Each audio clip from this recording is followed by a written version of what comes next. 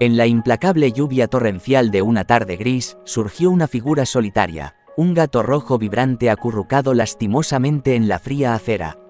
Su mirada penetrante albergaba una súplica muda, su vientre hinchado cargaba la promesa de una vida inminente.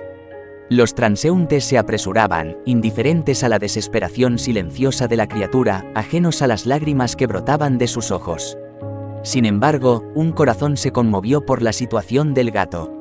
Una joven, regresando a casa después de un largo día de trabajo, sintió que su mirada se posaba en la figura desconsolada del animal. El hambre implacable del gato y la tristeza en sus ojos dejaron una huella en su alma, y no pudo resistirse a ofrecerle sustento. Cada día después, el gato esperaba pacientemente a su benefactora. Su presencia era un recordatorio constante de las duras realidades de la vida en las calles despiadadas. La mujer continuó alimentando al gato, pero su corazón se dolía al saber que no podía ofrecerle un hogar permanente. A medida que los días se convertían en semanas, la condición del gato empeoró. Se corrieron rumores por el vecindario sobre un antiguo dueño que había fallecido, dejando al gato a su suerte. Había sido expulsado de su refugio por nuevos inquilinos poco acogedores, obligado a ganarse una existencia mísera en las calles despiadadas. Agravando su situación, el sistema inmunitario del gato sucumbió al frío. El embarazo y los antibióticos eran incompatibles, y la inflamación de los ojos agravaba su miseria. Era un destino cruel para una criatura que había soportado tanto.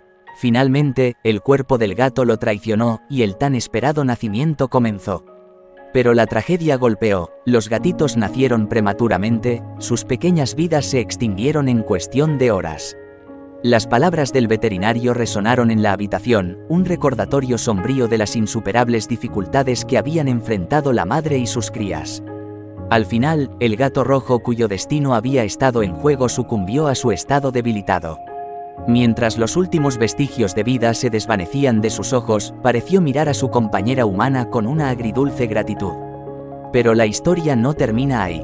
Mientras la joven lamentaba la pérdida de su amigo felino, se encontró con un rayo de esperanza.